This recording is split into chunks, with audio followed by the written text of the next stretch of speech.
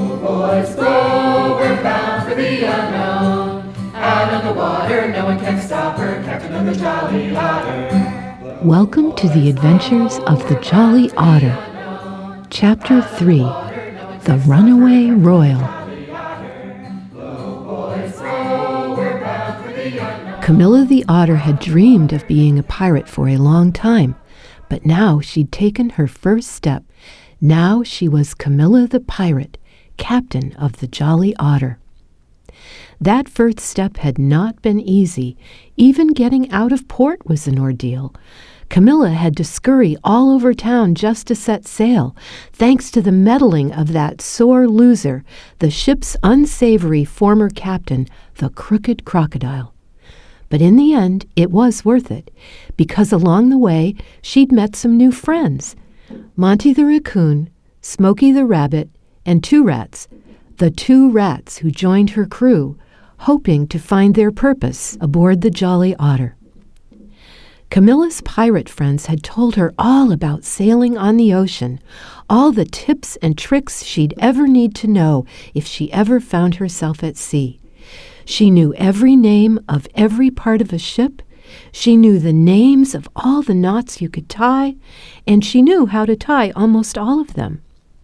And she even knew the names of all the stars in the sky, or at least all the stars that pirates used to find their way. Living in her cozy barrel in a windowless basement and working all night in Mr. Pig's tavern, Camilla had never before seen much of the stars. As the sun set beyond the horizon, Captain Camilla gazed up into the darkening sky and watched the stars come out for the very first time. She stared up at them, so bright they made the ocean shimmer, as though there were diamonds in every wave that lapped against the ship's hull. She heard the soft thump of feet beside her, and Camilla turned to find Smokey the Rabbit. Smokey was the ship's new cannoneer. Clad in her purple sash and bandana, Smokey and her best friend the cannon were the ship's first line of defense. "So many stars," Smokey said, looking up at the sky, "and she is so full and bright." Camilla did not know what she meant. Who was she? "Moon Rabbit," Smokey said matter-of-factly. When this did not help Camilla understand, she continued, "Moon Rabbit lives in the sky and watches over us. Can't you see her?" She pointed up at the moon. Camilla squinted and could almost make out the shape of two long rabbit ears in the shadows across the moon. The otter smiled. "I think Moon Rabbit is telling me it's time for bed. Good night, Smokey." "Oh, good night, Captain," the rabbit replied with a yawn and headed to her bunk. Captain. The word echoed in Camilla's head as she entered her quarters. She had some redecorating to do, as her chambers were still very much meant to accommodate its previous tenant, that no-good Crooked Crocodile. She had to climb up onto the giant bed before she checked her big black pirate's hat. Sure enough, the tiny octopus was asleep inside, snoring softly. Once a tool of the Croc's villainous schemes, the octopus had settled into his new life as Camilla's companion. Camilla didn't believe in spirits, but as she lay in bed, looking up at the moonlight shining through her window, she almost hoped Smokey's fairy tale about a rabbit that lived in the moon watching over her was true. Because if she was going to make it as a pirate, she was going to need all the help she could get.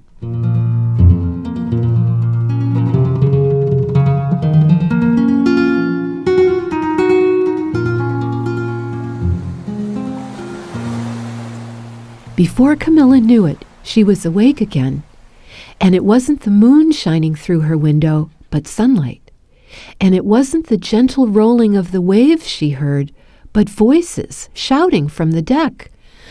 Camilla picked up her pirate hat and gently slid the tiny octopus inside under the sheets of her bed, careful not to disturb its sleep.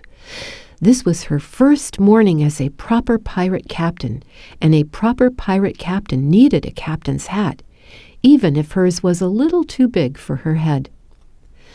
Camilla opened the door and walked out onto the deck. The morning fog was so heavy she could barely see beyond the Jolly Otter's bow. But she did see Emilio, the ship's chinchilla quartermaster, and Monty, the raccoon cartographer. Emilio stood, rubbing his little paws together nervously near the ship's railing, but not too close, since he didn't want to risk getting wet. Monty leaned out over the railing with curious eyes. Camilla joined them and looked out over the water, and what she saw made her heart sink to the bottom of her feet. In the fog, they'd stumbled upon the remains of a ship. Bits of rope, barrels, tattered sails, and big shards of splintered wood floated in the water. This must have been the site of a terrible battle. Camilla didn't see any sailors, though. Hopefully, she thought, they'd all made it to safety. Then Camilla spied among the wreckage a black sail with a skull and crossbones. The ship had belonged to pirates. "Who could have done such a thing?" Emilio said. "And who would leave all this perfectly good debris just lying around?" asked Monty. "Something terrible happened here, Montgomery." Emilio squeaked an agitated squeak. "And all you can think about is scavenging through the wreckage." Monty sneered at the tiny rodent. "We're pirates, aren't we? And pirates scavenge." Pirates also fight fellow pirates, Camilla thought to herself. Though the pirates she met at the tavern were the friendly sort, she knew there were rotten, no-good villains out on the ocean that liked to cheat and steal and hurt people. She thought about the crooked crocodile and wondered if he were somehow behind this. What if he'd found another ship and was planning revenge on Camilla? What if, in searching for the Jolly Otter, the croc had come upon this innocent pirate crew and took his anger out on them? Suddenly, Camilla's ears perked up, and she heard something over the bickering voices of Emilio and Monty. "Wait," she said. "Listen." The crew fell silent.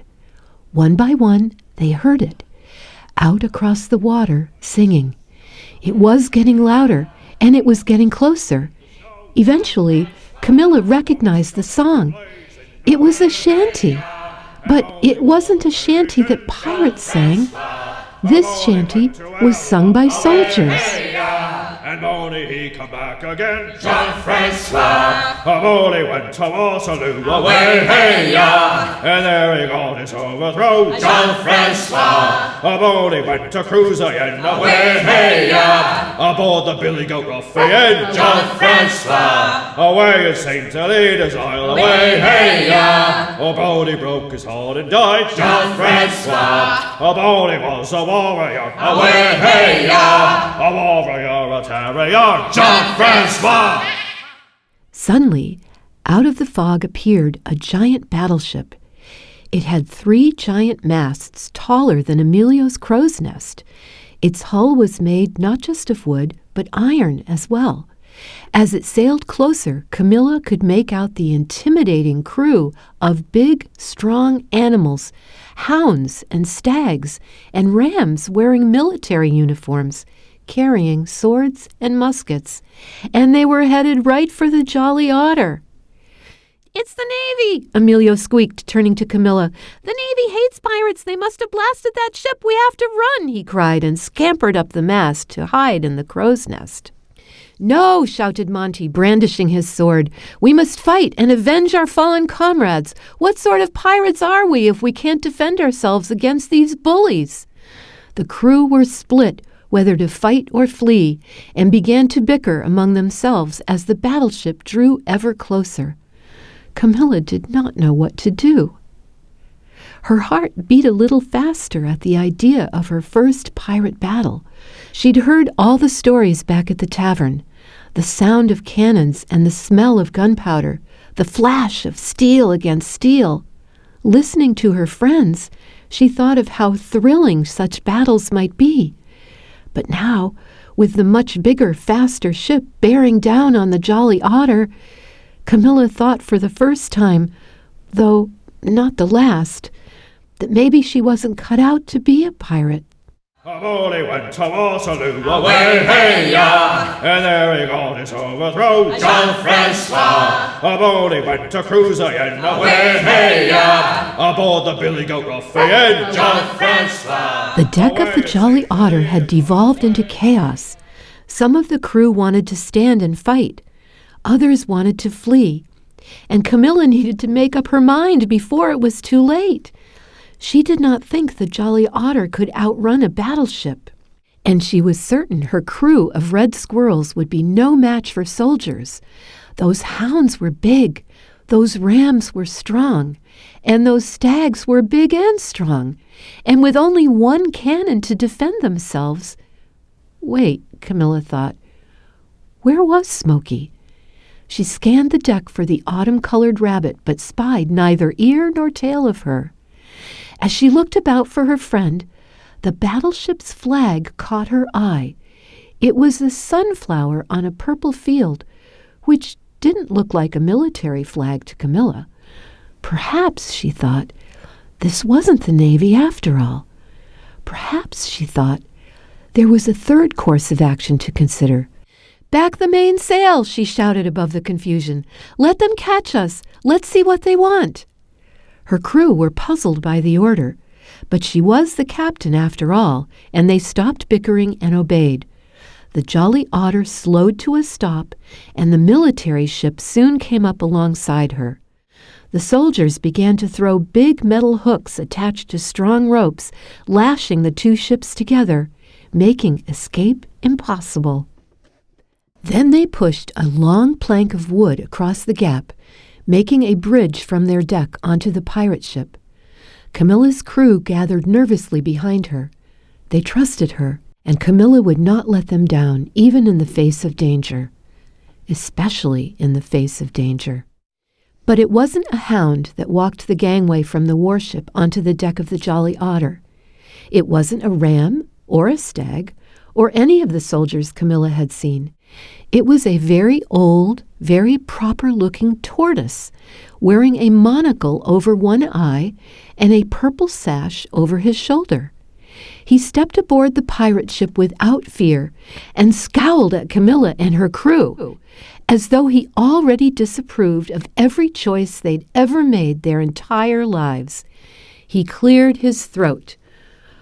"I am Bartholomew," the tortoise said, "steward of the House of Blossoms, and I am looking for Lady Winifred." The crew exchanged puzzled looks. Who?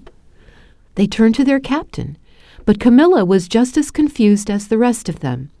She had never heard of this Lady Winifred, but although she was perplexed and afraid, she would not let her crew down.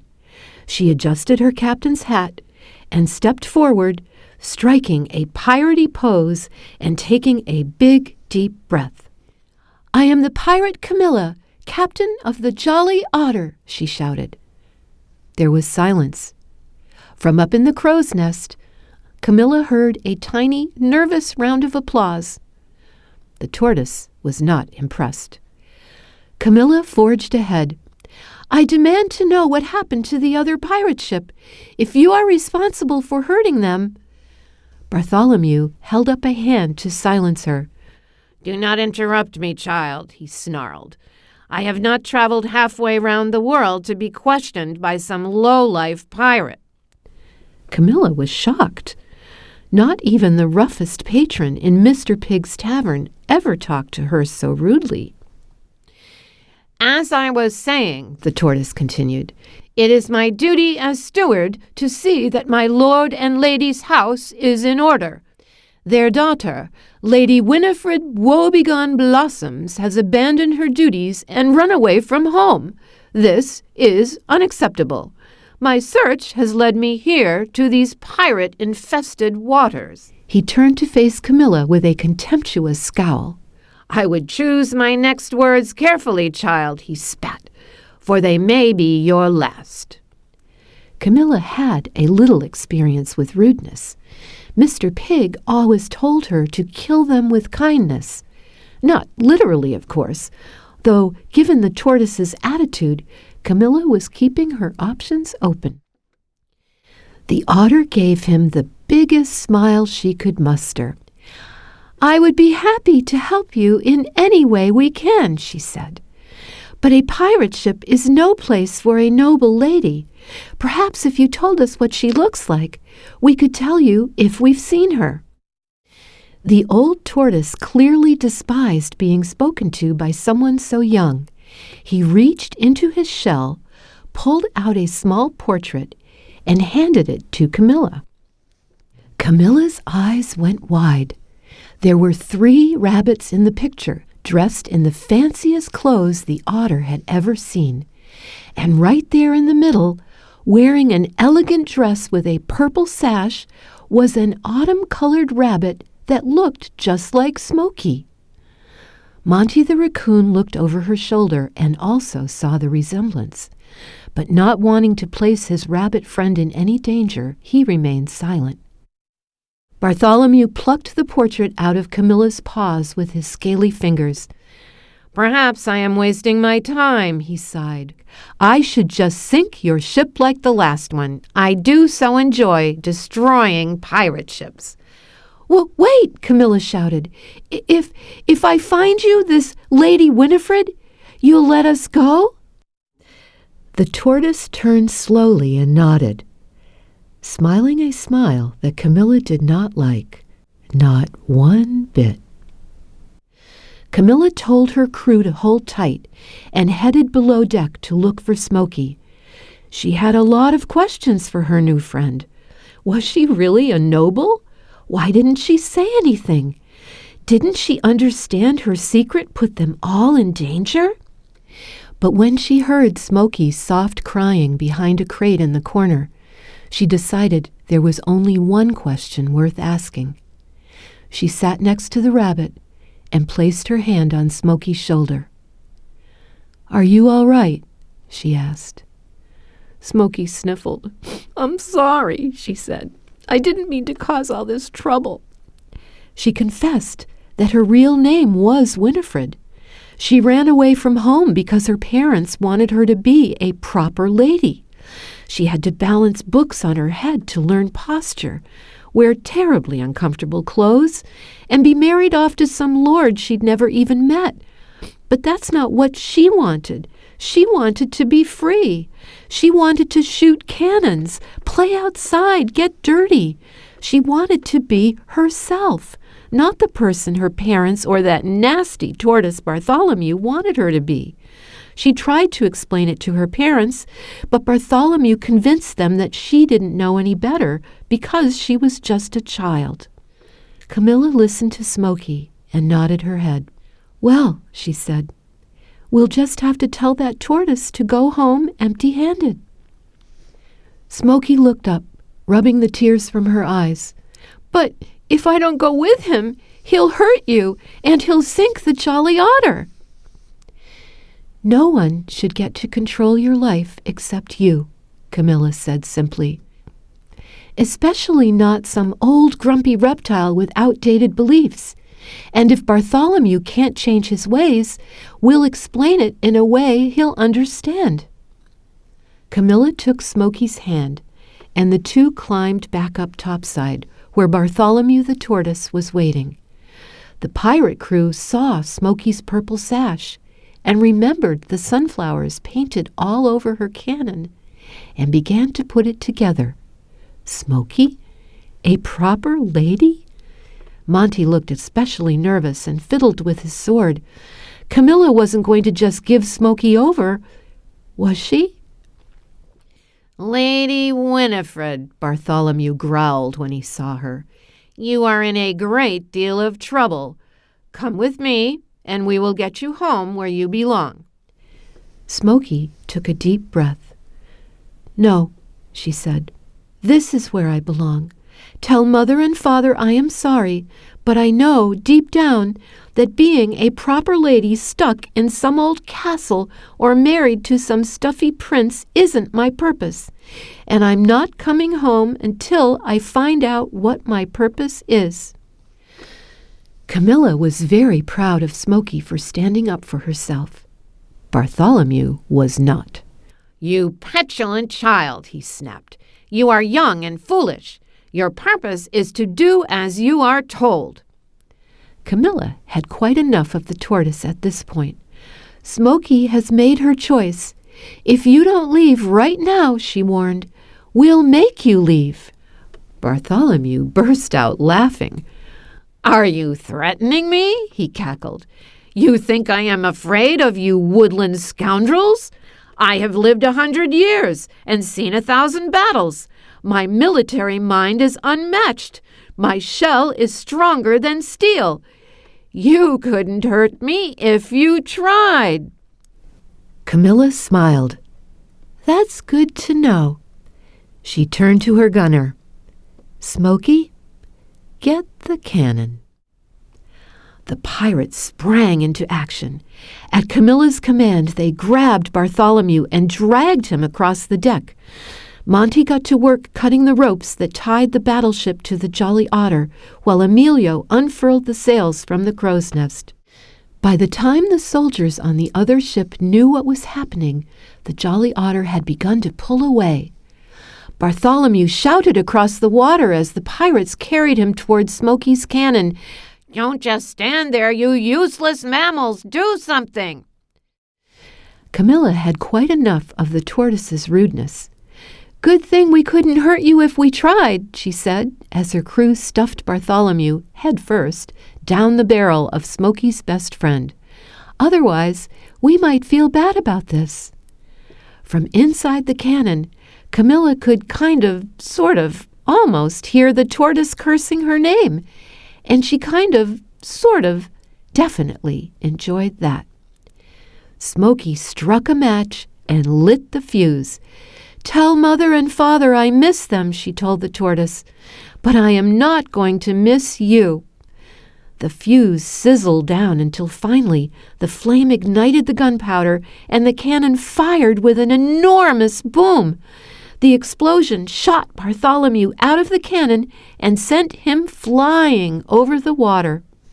The pirates could hear his angry shouting all the way back to the battleship, where he struck one of the masts, shattering it and sending the ship's mainsail tumbling into the sea. The Jolly Otter sailed out into the open ocean and quickly lost sight of Bartholomew and his battleship. It was the end of Camilla's second day as pirate. As she searched the stars for her navigational heading, she heard the soft thump of Smokey's feet beside her. "Thank you," the rabbit said, "for sticking up for me." Camilla smiled. "A captain should look out for her crew," she said. The two stood in silence for a while, happy to know that they would be there for each other from now on, until the moon came out from behind a cloud. Smokey looked up at it. "If Moon Rabbit looks out for you the way you look out for your friends," she said, "then you've got nothing to worry about. Good night, Camilla." Camilla stared up at the moon for a while longer. She could see the rabbit more clearly now. She didn't know if the moon rabbit was real, but she hoped it was. Boys, go, we're bound for the unknown. Out on the water, no one can stop her, Captain of the Jolly Otter. Thank you for listening to The Adventures of the Jolly Otter, written and directed by Ben McLaughlin, narrated by Susan Lee McLaughlin, created and artwork by Amanda Bunce, with special thanks to Kate Bunce, Jill Kiter, and Corey Bunce. A Keo production.